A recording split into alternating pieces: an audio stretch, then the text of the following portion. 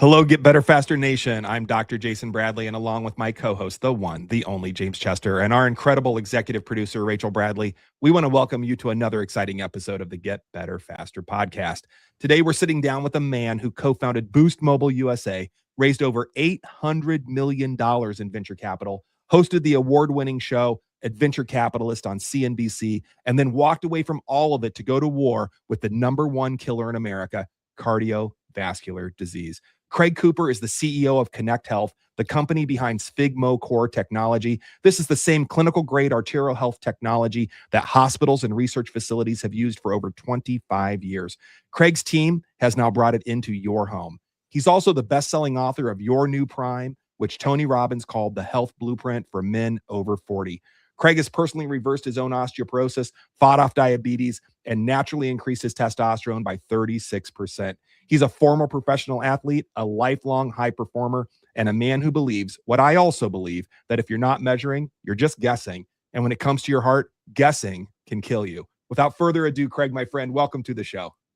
Thank you so much, Jason. Wow, that's a lot to live up to. Where did my 63 years go? That's nuts. Yeah. I can't believe 63 years, by the way. We'll get into longevity here, but man, I hope I age like that. So that's all I'm going to say. Yeah, thank you. I like to say 63 years young. Yeah, exactly. Yeah, just getting started. Yeah, that's just it, is the daily blessings of longevity and quality of life. And I know that's a big segment that we wanted to jump in with you today too, is not just business quality of life, because obviously that's proven. Boost Mobile, if somebody hasn't heard about that, they're probably living under a rock somewhere. And being on mainstream TV is a big deal. I guess before we get into your origin story, I'm just curious, how did you land the TV deal? How did I land that deal? Well, look, I think if you look back, if you sort of wind the clock back, I think probably the first sliding door was being introduced to the editor of my book at HarperCollins, and that really sort of triggered the platform of the book, which led to sort of exposure across a number of channels, and that sort of like permeated through, and to my book agent, and then to another agent I was using in terms of sort of professional activities. And it was a funny story, because she called me one afternoon and said to me, "Look, I've got this thing I want you to turn up for. It's in Long Beach. It's a program they're pulling together. I don't know anything about it. Can you just go? I think it might be something super interesting." So I literally walked into this casting studio, straight into a room with like 10 people in the room, like 5 cameras. And I'm just walking in going, dressed like I am now, in a t-shirt and jeans, and go, "Okay, hey everybody, what's up?" They said, "Oh, we're scripting and, casting for, what we hope is going to be the next Shark Tank. We're, the name's still a work in progress, but, we want it to be, basically, a bunch of people out in the wildlife, in action sports, looking for the next GoPro or, snowboard or whatever it is, right? But we want to take on Shark Tank and, blah, blah, blah, blah, blah." And I'm going, "Okay, that sounds pretty cool." And so, I literally spent like 15 minutes just, talking to them and on camera. And then, 2 months later, they called me back and said, "Hey, we're starting shooting next week up in Russian Gulch, up sort of north of San Francisco. Can you be there at, 5:30 a.m.? No idea what the show was going to be about. No idea who my co-hosts were, who ended up being, Jeremy Bloom, who was now the CEO of the X Games and the, 6 times world champion skier, NFL player, Dhani Jones, famous NFL player. I was literally like a nobody. I was kind of like the money guy, but I think I was the guy that was supposed to play the Simon Cowell of the group, right? Everyone else was kind of padding, professional athletes and sports people, but I was supposed to be the serious one who sort of understood, finance and, venture and term sheets and, how it all worked. But it was a great time, super fun time. One of the best professional experiences of my life. Yeah, you know, I figured asking that question would give us a good foundation to build the rest of the conversation with you today, because obviously Dr. Jason gave you an amazing introduction, and he mentioned some of the things that you've done in your career and in your life, and you're like, boy, where did all of it go? But I think my big takeaway from all of that is, after doing the show, after doing the Boost Mobile thing and being a part of that world, when did you realize that none of that really mattered if your body wasn't healthy, and if your health was failing, or people's health was failing them? None of the money or accolades or position in the world mattered. And when did you know that you had to go after something to help people get better faster? Yeah, James, look, it was never a switch for me like it is for a lot of people today, right? It was always a dial that's been, progressively turned up over my life. I had encephalitis when I was 9. I was in a coma for a month. I had osteomyelitis in my left leg and nearly lost my left leg when I was 11. I had heart surgery when I was 18. I've got a genetic predisposition to prostate cancer and diabetes. So throughout my life, I've had this, halo of fear of disease, and particularly inflammatory disease, because all my historical illnesses have always been rooted in inflammation. So it's really been, tagged to me for most of my life. So it was never a moment where I suddenly decided, oh, I just got to better start getting healthy. I mean, I've been a lifelong adherent to, the cutting edge longevity practices. Let's call them, biohacks, for want of a better description. As I said, for my whole life, and it's really defined me in so many ways. And really, everything that's sort of come together with what we're doing with Connect has, really formalized it from a professional and corporate perspective. But from a personal perspective, it's been a significant factor of my life. I mean, there were parts of it, obviously, that sort of pushed me towards it, I think, more from a sector perspective, because when you look at from a personal level, I feel like I have had a significant amount of cardiac dysregulation from sort of multiple bouts of COVID. So that was an important driver, I think, sitting always in the background from a sector perspective. Obviously, I pericarditis when I was 18. I had a liter of fluid drained from my heart after collapsing in a field on the Gold Coast of Australia. Walking back from my job as a chef at, I think 17 and a half years of age. I moved to the Gold Coast when I was just turning 15 to go surfing. Left home when I was 14, just by way of backstory. So I've always had a focus on big, impactful disorders. And for me, longevity has always been about not so much, I call it the fairy dust, the biohacking, the micro ingredients that go into performance and wellness. It's always been about the things that are really most likely to kill you, right? So when I look at longevity, when I look at arterial health, when I look at everything that I'm focusing on today, and what I try and talk about, it's really about flipping this longevity equation on its head, and really trying to get people to focus on not so much the things that may move the needle and which are relatively unproven, but those things which absolutely are going to end your life early. And that's cardiovascular disease, Alzheimer's, diabetes, the big impactful diseases, the cancers, the colon cancer, which is getting more prevalent in young kids today. I wouldn't say kids, but younger adults, 30 and plus. So that's really been a big driving factor, James. Well, I appreciate you going back and sharing a lot of the gaps that people don't probably ever see you talk about in podcast world, because I think getting to know the individual is really what this show's about too, and finding out where that person has the genius of that, that switch that flips in them. And I think just knowing that you've dealt with so many health challenges throughout your lifetime, it does make sense for at a certain evolution of your lifetime that you're like, hey, if I don't let the genie out of the bottle, it's going to be in there forever. And I'm not going to be able to help more people with what I think is the missing link in the marketplace. So I think it's really cool that you shared that with us, because now you're at Connect Health and you have this product that's out there. And, I'm going to let Dr. Jason jump in because I think it's time for him to join the conversation. But I think it's just really great that you could share the timeline of the infirmary, the surgery, the infirmary, and now we're 2026.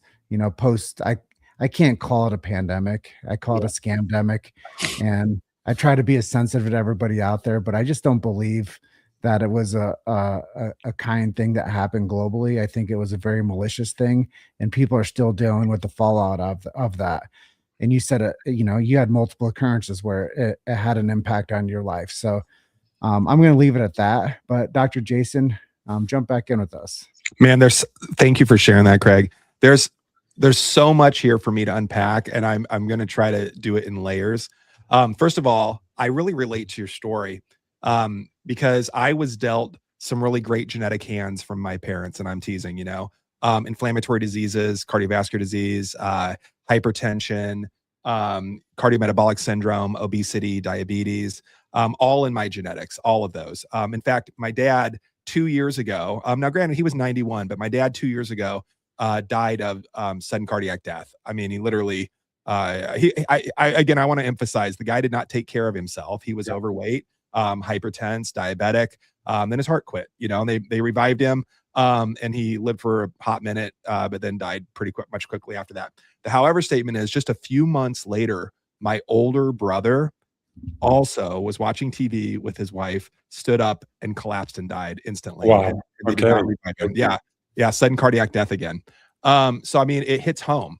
And so when I hear, genetic drivers and, having been in the field for 26 years and, working with genetics, and I'm going to say epigenetics, and we're going to jump into this in a second. Yeah.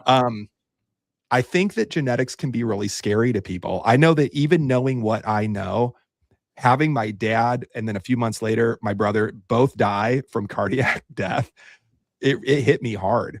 And it awakened in me something that was already driving, I want to prevent my death. I want to live as long as I can. I've got an amazing wife. I'm very blessed. I got 2 wonderful kids, 2 wonderful daughters, 25 and 21. I want to be here not only to see my grandkids someday, but my great grandkids. And man, if I can make it another generation, I'll even do that. I mean, I have a lot I want to do on this planet. I think that you do too. So I want to unpack a little bit about genetics, because you said, I want to focus on the things that actually move the lever, not the fairy dust, not the sprinkling of this or that, but I want to move the needle on prevention, remission of things like cardiovascular disease, diabetes, cancers, those types of things.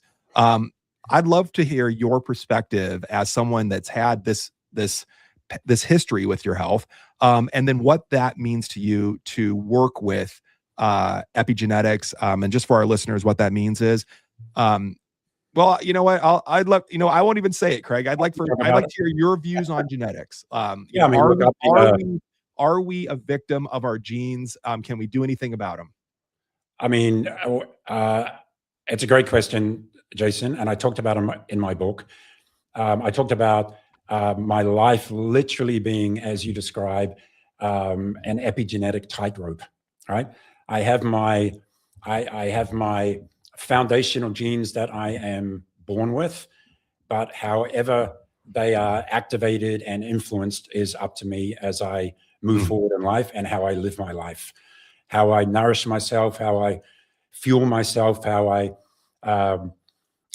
move, how I think, what toxins I expose myself to. The list goes on and on. But absolutely in agreement with you that we are not our genes, and our genes are not our destiny, particularly in relation to genes which are heavily influenced by lifestyle factors.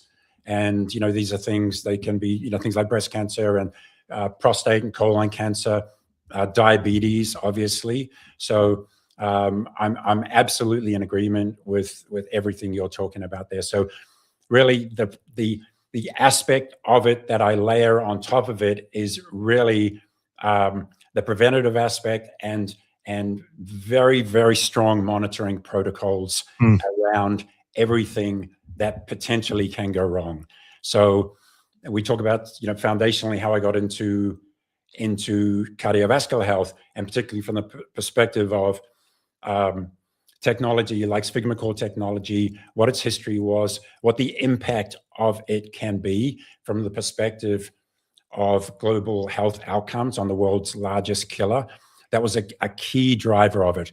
And then when you look at diabetes and colon cancer, my monitoring program around those are just as complete. I get tested for colon cancer every 2 years. My mother died. My brother-in-law died of it at an early age. It's not an old person's disease. We're seeing it more and more in, young adults, 30-year-old plus adults. So the problem is the testing protocols that are prescribed from the relative organizations in respect of their individual diseases, like the American Heart Association, the Association of Gastroenterologists, and so on and so forth, are just always lagging behind the reality of what's actually going on. I mean, you're still not recommended to get colon cancer until it's 45 now, or else you've got a history of family risk, or you get symptoms. I mean, that's ridiculous. And then only every 5 years, right? I mean, cancer can start tomorrow. I can be 100% healthy tomorrow, and cancer can start tomorrow and grow for 5 years. That's why you always see and hear about, oh, he's got colon cancer. Oh, what stage? Always stage 4, never stage 1, right? It's always stage 4. So I just can't overemphasize the importance of monitoring. I think that's really important too. Not only monitoring, like you said, or like I said in the intro, I'm a test, don't guess type of guy. And I think anything that we can do, whether it's a procedure, whether it's colonoscopy or imaging or whatever happens to be, or certainly physical exams or laboratory medicine. I do, functional internal medicine. I look at labs all day long. I'm that guy that can read patterns that other people, most other providers miss, and I teach other providers. In fact, I'm lecturing on thyroid patterns. I'm coming up at the Great Prairie Conference in about a month or so. That all said, I think it's really important. And I think especially what you're talking about, so that it doesn't sound woo-woo to everybody, because we hear these statistics and they're daunting, and they should be daunting.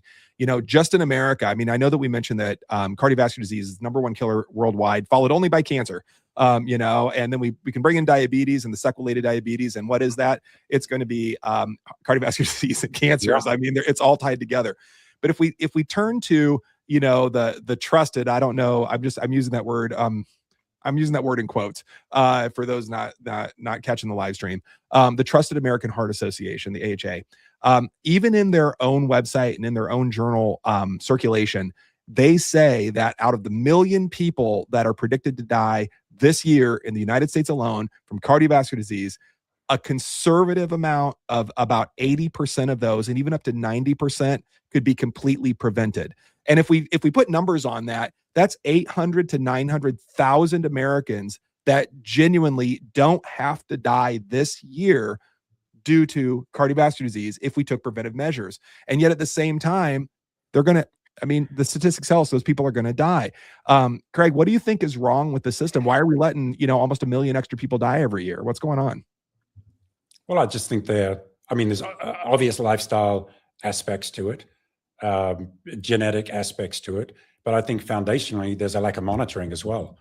Half of US adults are hypertensive, and many of those are undiagnosed.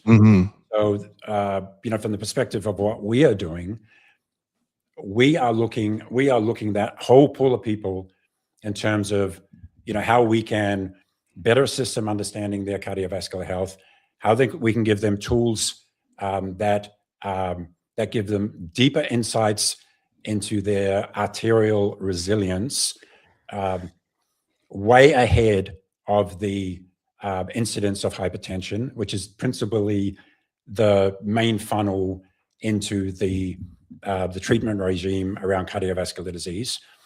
And then how do we educate and make those devices and technologies more accessible to more people? James, I know you're chomping at the bit to say something real fast, but I want to talk. I'm going to pass it right over to you, and then at some point we're going to get into I think it's called the Pulse device. I have one of these devices.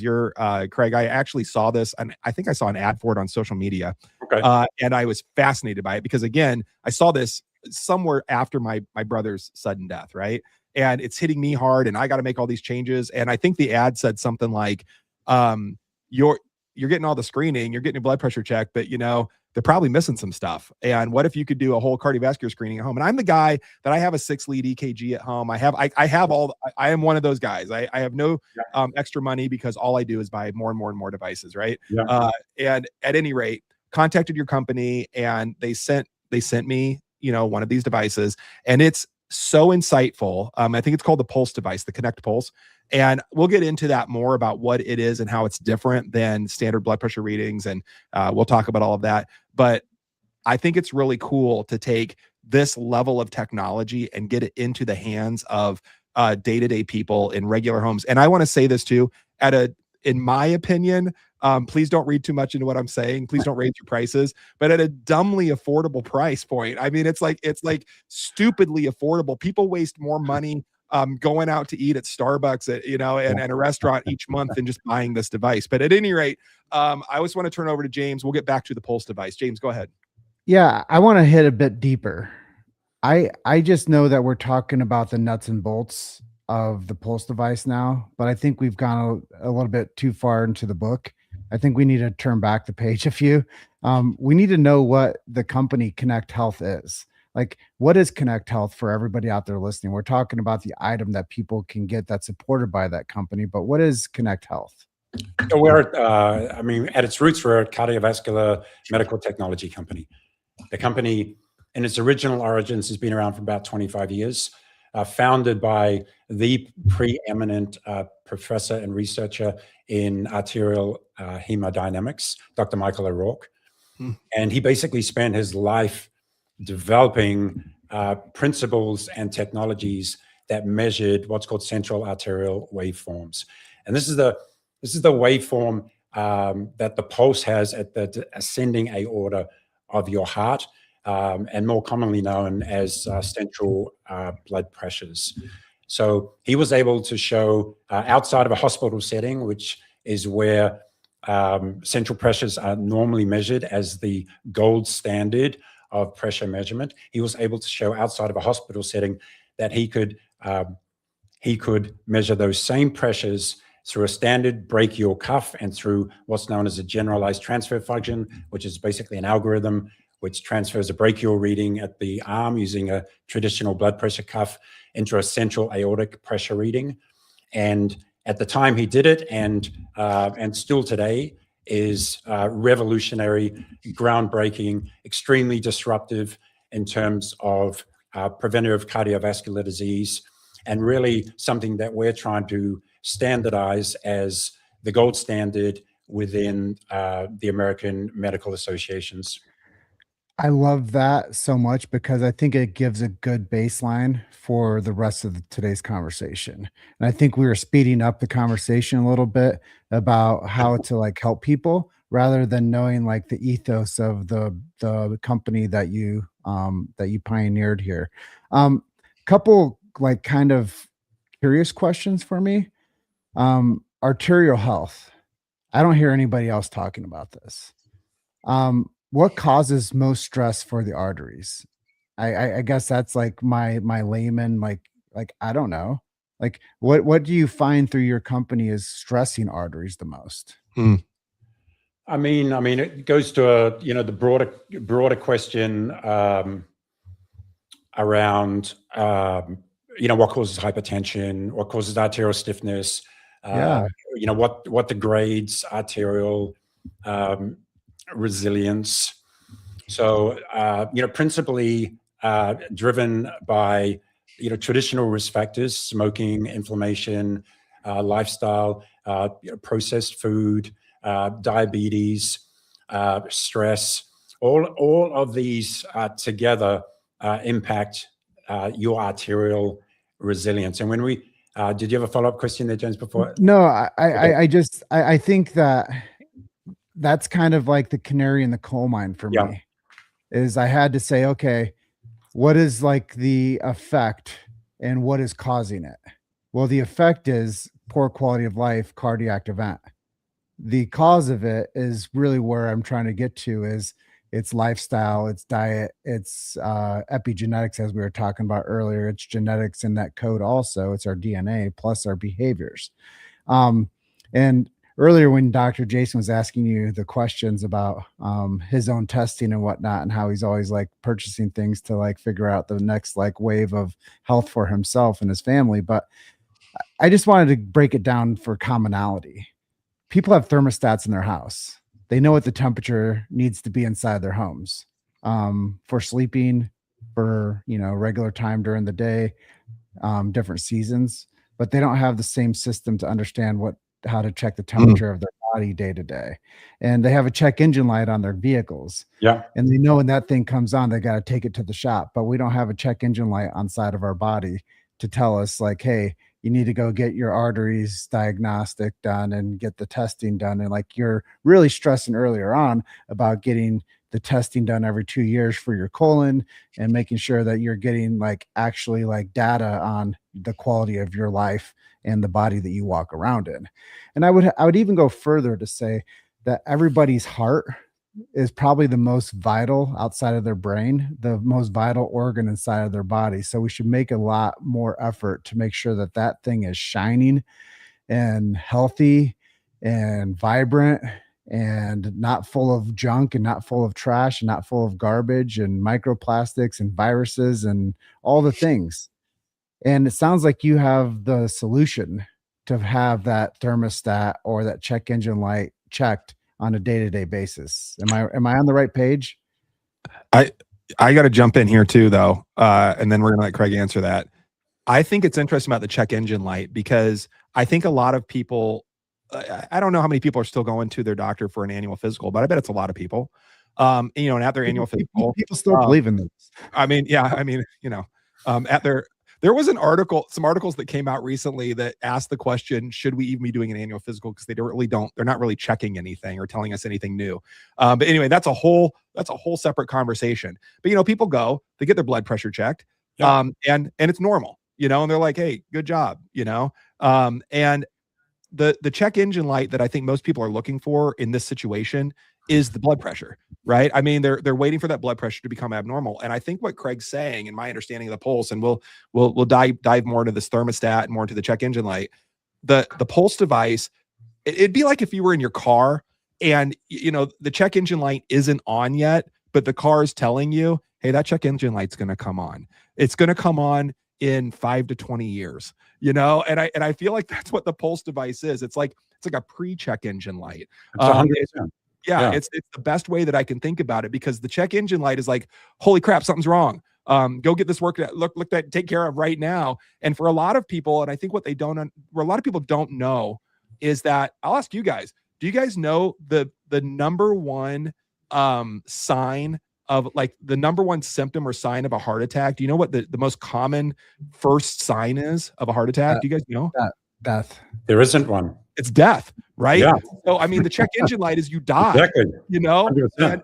And that's the saddest part. And like you said, we could go get checked out with our blood pressure and have these underlying, central arterial pressures that are really messed up that no one's checking.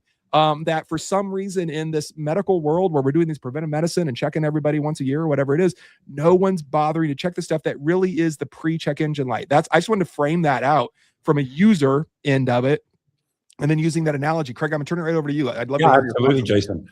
I mean, when you look at the current paradigm of testing, you have technology, which is the blood pressure device, the brachial sphygmomanometer, which is really based on 150-year-old technology. Nothing has really changed. We've got digital readings and some small cuff changes, but the foundational technology is still the same. But just before I get into that a little bit deeper, I mean, you look at the current paradigm of testing for cardiovascular disease. It's brachial blood pressure, which I'll talk about in a moment. It's blood lipids, ApoB, LP, LPA, LDL-C, a framework of blood biomarkers. And then there's imaging. So there's calcium scores, which are CT angiogram based without contrast.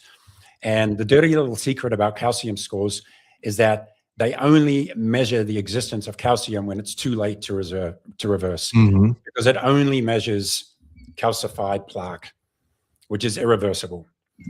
But then you can go another stage beyond that with something like a CT angiogram with contrast, and then layer it with something like Cleerly, which is the AI interpretive tool that Cleerly uses, which is a medical device company, to layer on insights into the existence of non-calcified plaque and then determine risk of that going forward. But those imaging devices only look for the existence of current plaque as it is at the time of the imaging. What we do, we look at the function of the arteries as opposed to the structure with imaging, as opposed to the flow with blood lipids. We look at the function of the arteries to determine how resilient they are to future disease, how stiff they are, how resilient they are to ApoB particles, and excessive plaque burden.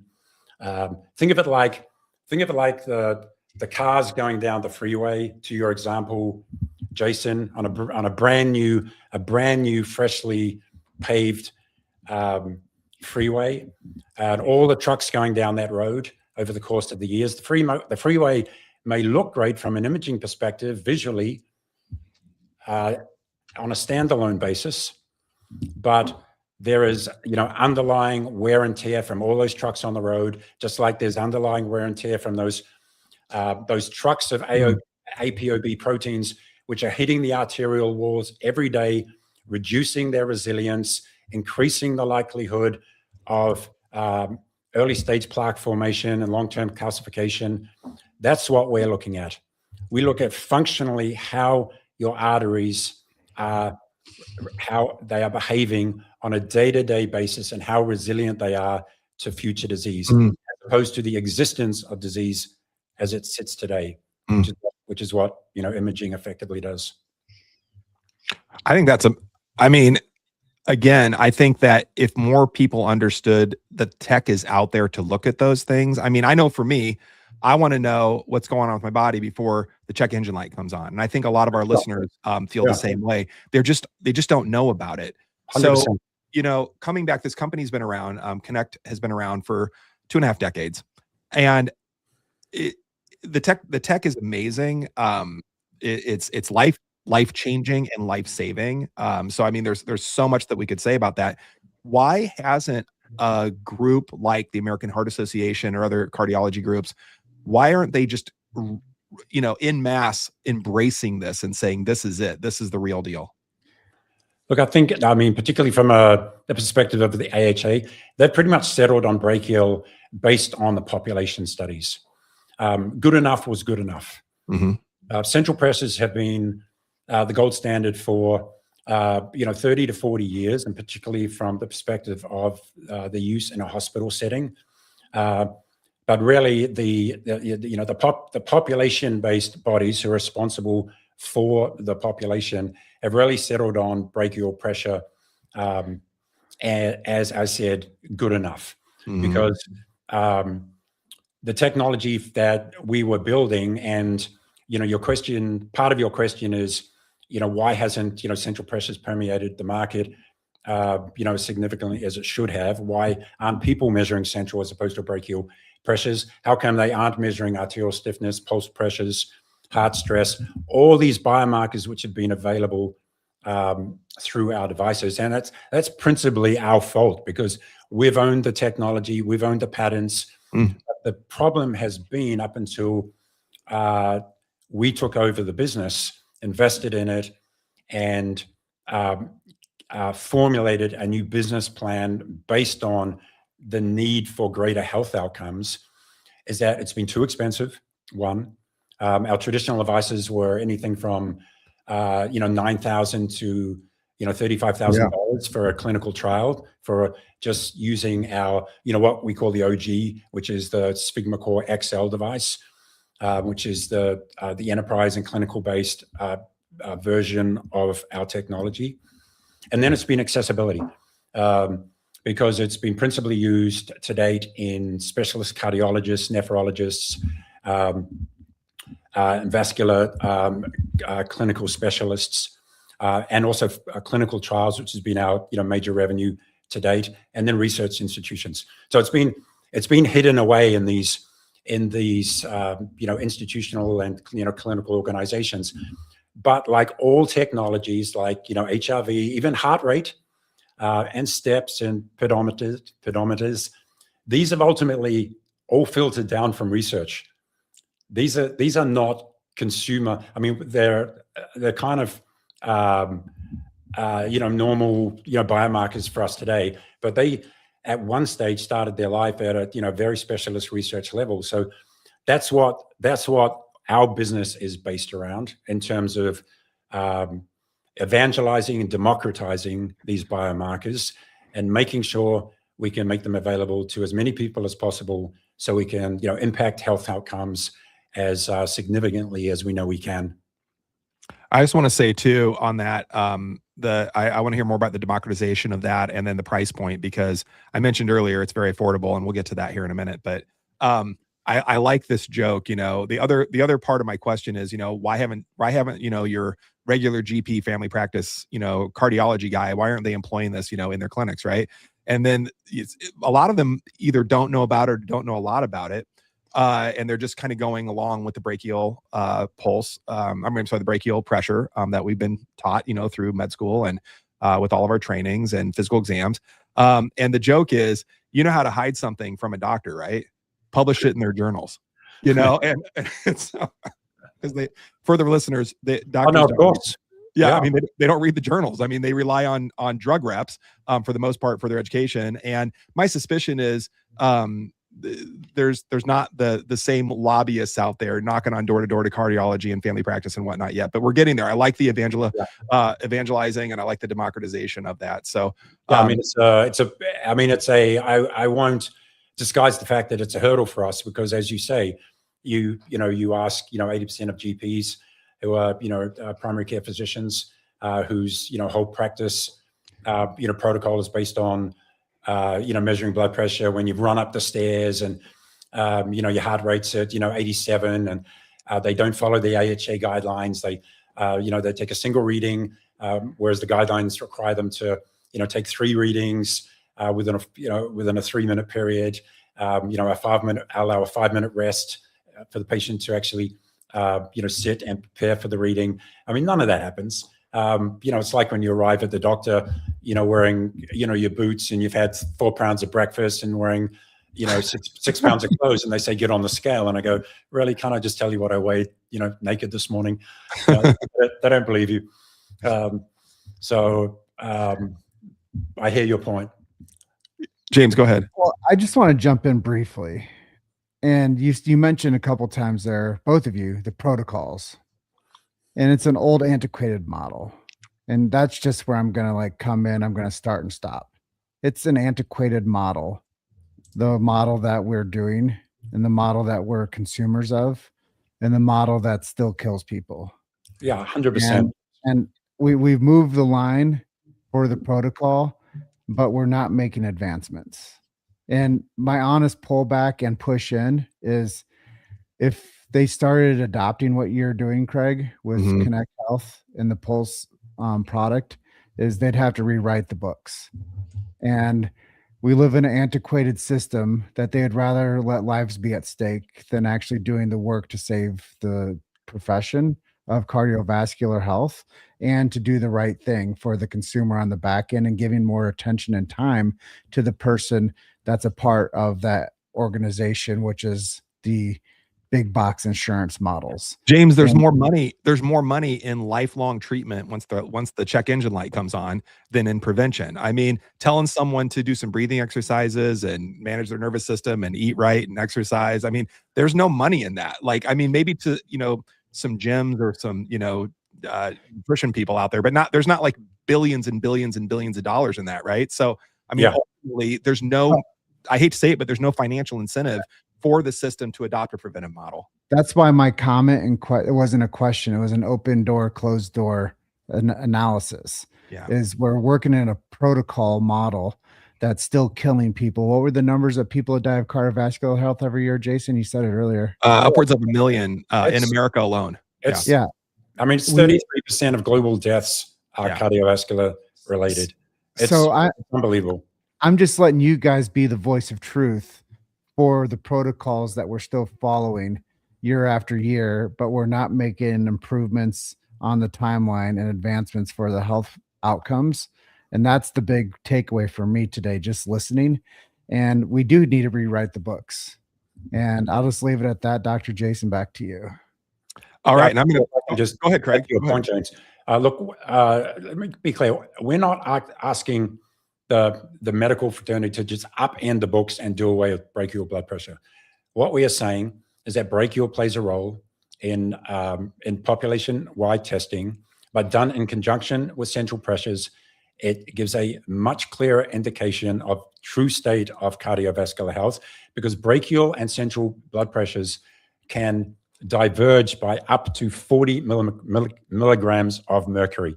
So you can have normal central pressures, which is the pressure that's felt at your brain, your heart, your actual heart, not your arm. You don't die of an arm attack, you die of a heart attack. The pressures felt at your kidney, at your placenta when you're pregnant. This is what we should be measuring. Brachial has been a substitute for central for too long. That's what we're trying to change. But as I said, we don't want to do away with brachial. We just want it to be used in conjunction with central, because in some circumstances, that patient that's presenting with a high brachial blood pressure may have normal central, and therefore may need to go on a different treatment program than someone who you might automatically put on drugs.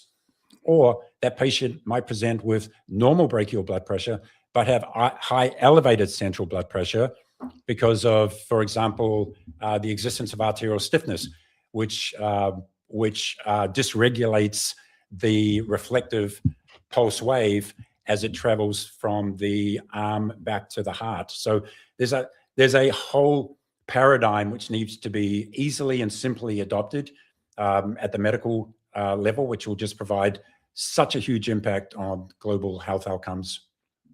I couldn't agree more. And again, having the Pulse device in my home has been a game changer. And what's cool about it, to like apropos to what you're saying, the device itself measures both, and that's what's cool. It's not like, well, I got to go get this reading and now I got to go check my Pulse device and find out what my central arterial pressure is. Like, it literally gives you a reading on both. And then I get some cool data on my smartphone as well. James, go ahead. I had something else interesting that came into my field.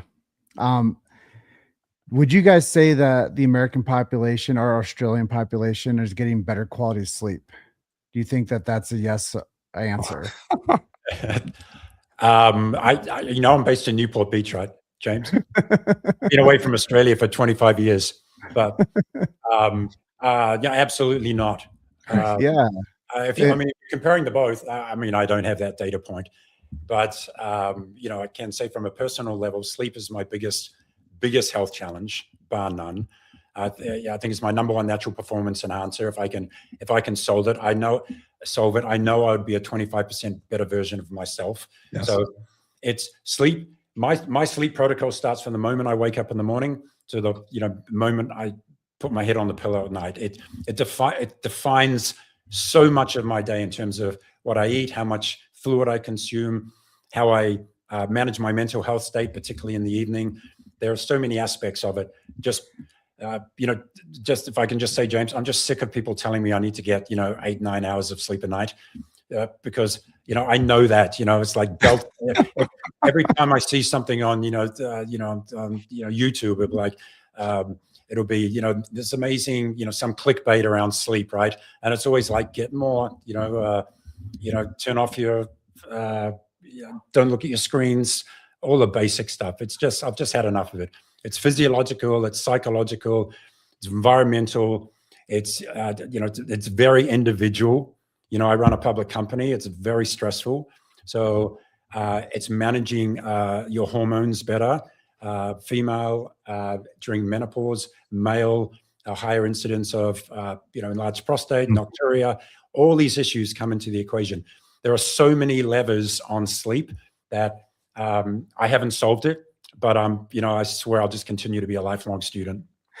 Craig, I hear you on that too, and I think a lot of entrepreneurs have this experience where like we know what to do, but for some reasons it doesn't manifest into 8 or 9 hours of sleep. I mean, last night I got 7 hours and 11 minutes of track sleep from my Oura Ring and my watch. They pretty much agreed with each other, right? So that said, if I get over 7 hours, I'm like, heck yeah, man. That was a good night's sleep. But I look at is my REM sleep and my deep sleep more so than my total sleep. And if I'm hitting, I try to get 3 hours of those combined. And I don't know why, but in my head, that's what I want. If I'm hitting near 3 hours with that and I only got, 6.5 hours of sleep, I feel pretty good. But would I feel better, like you said, at 8 hours or 9 hours? I think so too. I think I'd be a better version of myself. Yeah. Will I ever feel that way? I don't know. I don't know. Well, we know how much it impacts cardiovascular disease. I mean, less than 6 hours a night of sleep increases your risk 40%. Yeah. For cardiovascular disease. More than 9 has the same effect. So there's the Goldilocks zone there. I also want to say for people that are listening right now, there's an interesting other tidbit here. If you're getting less than that amount of sleep and you're thinking, oh my gosh, I don't want my heart to take a hit, so I'm going to take fill in the blank drug. I mean, whether it's Ambien or Trazodone or whatever's out there, those sleep drugs actually increase all-cause mortality by a phenomenal amount. And all-cause mortality means, it could be a drug overdose, could be something wrong with your organs. It could be, having a ladder fall on you when you're walking outside. I mean, it's all-cause mortality, right? But I mean, for some reason, those sleep drugs increase all-cause mortality by a phenomenal amount. So the answer is not sleep drugs. It's what Craig was talking about. It starts from the beginning when you wake up. James has an amazing, I swear to God, 7-hour routine in the morning that he goes through to prep. I'm kidding. It's not 7 hours, but I know not to get a hold of James before 10 a.m. Yeah. I know that because his lead into his day is all about nervous system regulation and getting his mind straight and doing all the stretching and the yoga and the drinking of the water and the salts. And I mean, the whole thing that he sets his day up, I've learned a lot from him. But I think you're right. It begins our sleep routine begins when you wake up. And it's set through the whole day. But back to you guys. Well, Craig, you answered my second question. Damn you! I was going to ask you, what happens to the arteries when we're sleep deprived and chronically sleep deprived, and how does that have a downstream effect on our cardiovascular health? And you kind of answered that for me already. So there's another layer, though, James. Excuse me. I mean, sleep is a huge vascular modulator. So during sleep, blood pressure drops. There's this thing called nocturnal dipping of blood pressure, which basically assists in increasing vascular flexibility. So once you take that away and you start getting in these critical zones of sleep, you have elevated cortisol, your blood pressure is elevated throughout the evening as well. Your vascular resilience is decreased, your arterial stiffness increases. So there's a whole flow-on effect by not activating this blood pressure and vascular modulation that occurs when you're sleeping. Well, I think that was a perfect segue to this. Is you talked about arterial stiffness. How do you regulate that and get that to improve? Yeah, I mean, and to be honest, James, when we are evangelizing and educating our physicians, we talk a lot about arterial stiffness because there are tens of thousands of studies around the impact of arterial stiffness and early determination of arterial stiffness as a predictor of all-cause vascular disease, Alzheimer's disease, kidney disease, obviously heart disease. So yeah, really anything that is fueled and nourished by blood. So when your arteries are stiffer, they are not only less resilient to adequate blood flow, they're more susceptible to the buildup of plaque. So the first stages of atherosclerosis and calcification in the arteries, and therefore, as you progress forward, elevate your risk of a coronary attack. So we focus on arterial stiffness equally as much as we do on central pressures, because really they're the trigger. They're the arteries becoming stiff are really the trigger of the vascular dysregulation that occurs over years and years, which ultimately leads to a triggering event, which is what happened to Jason's family members. I mean, that just didn't happen overnight. I did this post a couple of weeks ago when we shifted over to daylight savings time, talking about the growth or the level of heart attacks that occur just because of the loss of 1 hour sleep, right? An extra 600 heart attacks on average occur every year on the Monday after daylight saving because of that 1 hour shift in time. And my message was, look, this just doesn't happen overnight. It's not because you just got, 1 hour less of sleep. It's the result of, years of activation of a triggering event, which just so happened to be triggered by that sleep change of time. That's super interesting. And speaking of like that time change, I saw a friend of ours on social media posted that his biggest flex of his professional life is that he doesn't set an alarm anymore. Yeah. And I'm very blessed that I don't set an alarm either. Now, I'm also blessed that my body's like a machine. It's like a clock. I wake up at the same time within, honest to God, like 10 minutes. Like it's the weirdest thing. It took me, 5 decades to get here, but my body just wakes up within, 5-10 minutes of itself every single day. And yeah, it's great, right? But when the time shifts, all my data says, because it's like your chronotype is this, and your wake time was here, and when the time shifted, it's like you woke up an hour later than you're supposed to, and I'm like, no, I didn't. My body my body just didn't wake up an hour earlier, because the time shifted. Now, what's really curious to me is that now we've sprung ahead here for a few weeks now or whatever that is. My body is now back acclimated to waking up at the same time clock time again. And I found it very curious. I was very aware of it this year. So sleep is my Achilles heel. I think it's the Achilles heel of a lot of people in America. I would say, unfortunately, where we are is that we're all overworked, underpaid, overtaxed, and underslept. There's a lot of stress. Yeah, exactly. There's a whole lot of stress. And I think that when we talk about things like these pressures, whether it be and this is just my opinion, being in the trenches for 26 years, and also, with my family history, my genetic history, my own personal history with cardiovascular issues, it really seems like stress and stress chemistry, I'll say catecholamines, norepinephrine, epinephrine, adrenalines, things like that course around in our system because we're under, most of us, not everybody, but a lot of people are under duress and stress all day, every day. If it's not at work, it might be at home, it might be both. And so their sleep gets thrown off. Their HRV comes down. Their resilience, as we talked about earlier, with their arteries, with their way the heart is working, the cardiovascular system is working, it's just not there. So I'm curious, you've got this great tech company. You're poised, I believe, to revolutionize cardiovascular health and preventive health. I truly, like, with all my heart and soul, having investigated this for my own self, really, like, real selfish reasons here. I don't want to die. Like I said earlier, I don't want to die. I think you guys are poised to help so many people. My other deep dive has been the biggest lever I think that people can pull to improve, and please, Craig, correct me if I'm wrong, but to improve their cardiovascular health is really working on nervous system regulation and stress. I used to call it stress reduction. Now I call it stress management. Yeah. Because I don't know that we have a lot of control.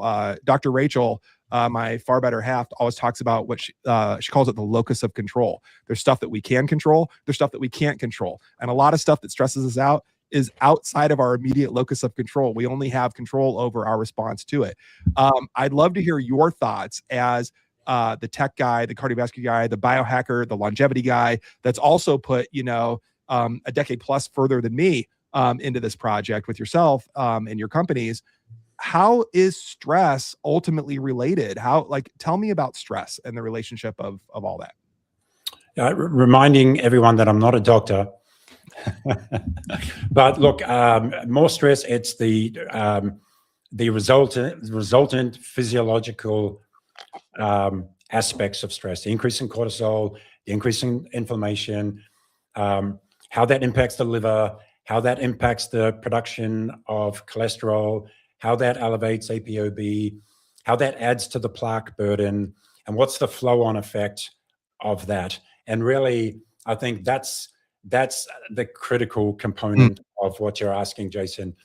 And I think that when you look at, we talked about before, what was the triggering event for your family members? When you look across the general population in terms of cardiovascular events, there's a triggering event of a pre-existing disease. And again, we step back and we look at, well, what could have caused it? Why wasn't it picked up? Was it a lack of care? Was it a lack of monitoring? Was it a lack of discipline? So there are so many aspects of it. And when you start going deeper into this paradigm of the liver, of your blood lipids, of cholesterol, when you look at the individual phenotypes that it presents itself in. For example, I have a perfect CAC score. I have a perfect CT angiogram score, which is, literally like, I've had 5 colonoscopies in a row, and that's how my arteries look compared to my intestines, after a colonoscopy. I mean, I have zero risk from a structural perspective. What I do have, and also my arterial stiffness is great and within range. My subendocardio variability ratios is out of range on the positive side. My central pressures are, significantly below my brachial pressures. So all those markers of resilience are exceptional, I would say. My biggest problem is that I have high, or elevated, I should say, ApoB and LDL-C, which when you look at me, when you look at my lifestyle and you took a snapshot of someone like me, I would be the guy you would say, not that guy. But I have a specific phenotype which overproduces cholesterol because I'm very fat adapted. Wow. We're cousins, I think. I'm pretty sure. Say again? I think we're cousins because I relate so much to everything you're saying. It's great. My liver overproduces cholesterol. I have a higher burden of ApoB. The good thing is that I have significant resilience just through to my arterial function that we measure, as well as what we image with. So I am this, exceptional, but well, maybe not, but just unique phenotype, like we all are, right? So it's a matter of how we look at everything on an individual level, imaging, blood lipids, and function, resilience, in terms of determining what your ultimate risk is. So, we don't just, as you say to your, joke before, we just don't drop dead without any warning. It's true. No, it's totally true. And I'll bring it back a little bit further too, because I'm fascinated with the relationship between stress and all of this. But I want to go back to, I don't know if magazines are still printed, but back when magazines were in print, you'd have Newsweek and Time, and all of them would, every year there was a perennial cover that was like inflammation, the silent killer, and the more, and I mean, it's true though. I mean, when we start looking at chronic illness, whether it's anything from Alzheimer's and dementia, all the way to cardiovascular disease, all the way to, all of it. I mean, it's all related to inflammation. coming back to the stress response, we mentioned cortisol, and I'm just gonna, for our listeners, just draw a direct line between this. Cortisol is a stress hormone, and it's released when we have stress, and that's good stress, bad stress. But let's just talk about bad stress because a lot of us carry that around. Cortisol does an interesting thing to our insulin receptors on our cells. It actually desensitizes our insulin receptors on our cells, meaning that we have to produce more insulin to have the same effect on the cells. Well, what does insulin do? Insulin moves blood sugar into the cells, right? So I want to back up about the warning light. The warning light for diabetes, as we all know, is probably something either like blood glucose, what's your fasting glucose levels, or your HbA1c. What's your A1c? What's your A1c? Everybody wants to know that these days, right? Watching their blood sugar levels. But the reality is the warning light, in my opinion, should be insulin, fasting insulin, because you can have normal blood sugar, you can have a normal A1c, controlled blood sugar, but have sky high insulin. And in fact, with my labs, I picked this up. I don't even know what percent of the population, but it's way over 50% have high insulin or higher, maybe high normal insulin. A phenomenal amount. And insulin itself is what? It's inflammatory, right? So insulin is majorly inflammatory, and where specifically? To arteries, right? And so what happens is the arteries get inflamed. And now we have, the body's like, we can't have inflamed arteries, we got to do something about it. So they're going to start patching, little nicks and cuts in there from the inflammation. They're going to put some plaque in there, put some calcium in there. And now all of a sudden we've lost our arterial resistance. So, I mean, and then once that's done, as we said, we're kind of stuck. We can maybe I don't want to say this. I actually don't even want to say this because I don't want to be wrong. And also I don't want to believe it's true. But we can probably halt the progression with the right lifestyle and the right approach. But once like you said, once the arteries are plaqued and once there's calcium in there, it's awfully hard at best. It's awfully hard, if not near impossible, to undo that damage. We're kind of there at that point. And again, I come back to the canary in the coal mine is not really the blood sugar. It's not the HbA1c. It's not the peripheral blood pressures that we're used to getting done. It's this other stuff that's not getting checked that kind of feeds into it. And it's also, stress. But James, I see your hand. Thank you for letting me walk through the physiology there. James, go ahead. Well, I just know we're coming up on the edge of our time. Yeah. And I don't want to give a cliffhanger moment, but I do feel like we have to give Craig an opportunity to talk about his book. Just because I think that it's an important part of his life and a lot of the work that he's doing. So can you give us a snapshot of what's your new prime? Can you give us a snapshot of the book? Yeah, sure, James. It has a cover which most people probably hide if they're reading it on a plane. Because it's called New Prime: 30 Days to Better Sex, Eternal Strength, and a Kick-Ass Life after 40. So I always, I've always, wondered about that. People cover that up.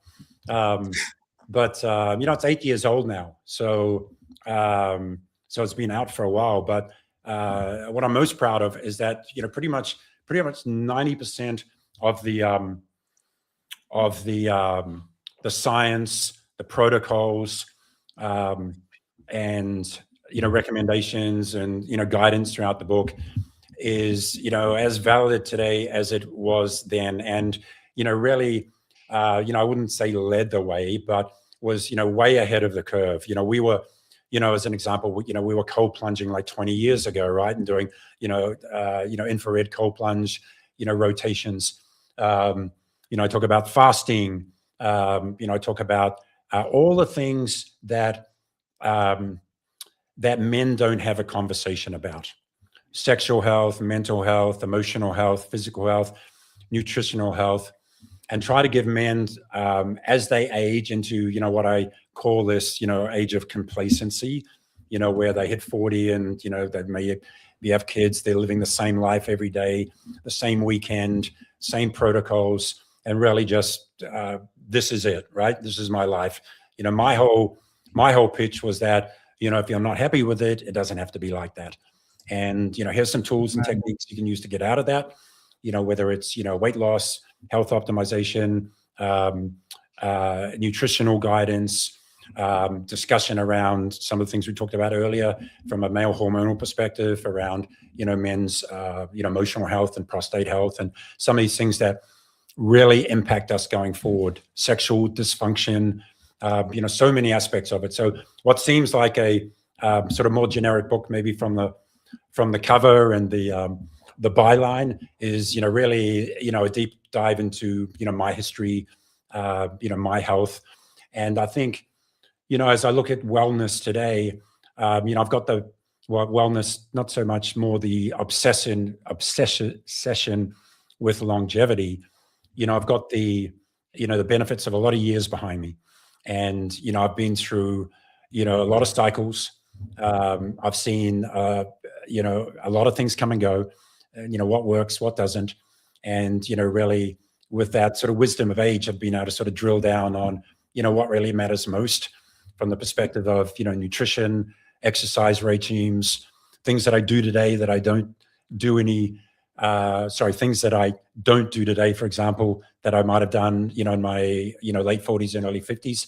So it's really just, having the wisdom of a lifelong of being a patient, as well as a, very, I wouldn't say obsessive, but, a serious, advocate of my own health. That's great. That's great. I have one comment, and then I know we got to close out today. I will tell people that Jason and I come from the chiropractic world, and I tell people all the time, if you had to wear your spine on your face, you'd take better care of it. Yeah. And I feel the same way now about your heart. If you had to wear your heart on your face, you'd take better care of it. And the problem is you can see the dysfunction in the spine and the heart, if you're aware of it, on everyone's face. And it's very apparent when you're very dialed in to understanding the dynamics of quality of life. You can see it in somebody's face. So if you want to look healthier and you want to have quality of life and you want to have longevity, pay attention to your spine and pay attention to your heart, because people can look at your face and see if you're not taking care of that. And that's for real. Yeah, measure and track what matters, James. Absolutely. I know Dr. Jason.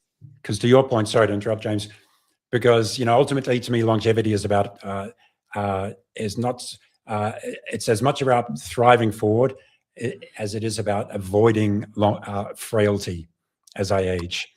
And I've had my own spinal issues, and it's been a constant struggle across all my sports and load that I've put it under over the course of my life. So and I think that alone is going to be my biggest challenge going forward from a structural perspective, in terms of just my movement. So it's a great point. Yeah, and I know Dr. Jason earlier in today's call, he was saying, "Hey, I have this thing at home." I know that people are like, there's probably like a red light going on in people's head right now. How much is one of these home units, these pulse units? Yeah, so we sell the Pulse device on connecthealth.com. That's connect with a QT at the end, so CONNEQT health.com. So it's $249. But importantly, we're not just selling a device, James. We're selling a full cardiovascular arterial health assessment program. So when you buy a device, you get access to monthly and on-demand reports that are generated by the device, detailed cardiologist reviewed reports around your vascular biomarkers that you can access, anytime during the day on demand, or on a monthly basis on a more extensive reporting basis. So it's really part of a care program, as much as it is a device. And really that's how we feel we're going to make the biggest impact. Yeah. And I just know that at this point in the conversation, we'd be leaving some essentials out if we didn't at least get to that point of the cost and the program around it. So thank you for sharing that with us. Dr. Jason, over to you. I just wanted to, I know we're really tight on time. So Craig, I just want to say thank you again for coming today. And for our listeners, if you go back and listen to this show again, there's like gold dropped about every 35 seconds. There's so much information here, so much actionable information. Also go over to getbetterfasterpodcast.com. We'll have all the links to Connect Health and the Pulse device. I'm a user. I endorse it. I think it's great. And like I said, $250. And I mean, it's life-changing. I mean, it's not $9,000. It's literally so affordable that I'm not telling you to raise your prices, but it's so darn affordable. So I mean, it's great. I love it. But Craig, thank you again for your time today. I appreciate you so much. I appreciate you being on the show and sharing your genius. Thanks so much, Jason and James. Yeah, I'm going to go ahead and wrap things up, Craig. Conversation was absolutely eye-opener, maybe a heart opener. And if you're out there and you have been going through your own annual checkup and getting a clean bill of health, what do you call it, Craig, when they do just the straight blood pressure cuff? What do you call that assessment? It's a brachial blood pressure reading. Yeah. So if you're just getting the straight out of the physio brachial blood pressure reading and something still feels off, what Craig just shared with you today may be the most important thing you'll hear all year, maybe your entire life, maybe generations and lineage. I think that the more that you know, the more that you can do. And we both, I mean, I wasn't talking more, but these guys were talking about how we don't want to guess with your health. We want to test. And this is a great addition to anybody's home. And I learned so much. Your arteries can be aging faster than you are. Silent cardiovascular risk is real. We talked about the numbers of deaths each year and how we can prevent them. And Craig's team have built this pulse unit at Connect Health, and it gives you access to the same clinical data grade that cardiologists use right in your own home, which I think is really, it's something that most companies aren't doing. They're not putting clinical grade systems inside of the common person's house. So go over to getbetterfasterpodcast.com, connect Pulse, and grab Craig's book that he said came out 8 years ago. Your New Prime, wherever books are sold, and the links are waiting for you over there. Remember, like I always say, nobody is coming to save you, but Craig Cooper and his team have just proven that the tools are out there that can help you save yourself. Craig, thank you again for what you and your team are building. Thank you for being on the show today, number one. Number two, Get Better Faster Nation. We really appreciate every single one of you. I say this every time, but the best way to show your support, share this episode with somebody who needs to hear it. The person in your life who says they feel fine, but has not had their arteries checked. I'm sure that I see arms popping up all over the place because people don't go and do that. Send them, take your phone out right now, click this link and send it to somebody right now because their life could depend on this information. Subscribe to our show so you never miss an episode and get all the behind the scenes content and information we have coming your way. And if you have been wondering how to work with Dr. Jason and his incredible functional medicine team at Radiant Health, just click the link at getbetterfaster.com and we'll get you guys connected. We have more incredible guests lined up who are going to blow your mind with real solutions for reclaiming your health, your happiness, and your life. Until next time, keep questioning everything and keep getting better faster. Craig Cooper, thanks for being our guest today. Dr. Jason, great show. Get Better Faster Nation. We'll see you guys in the next episode. Thanks, everybody. Appreciate everyone. Bye for now. Bye for now.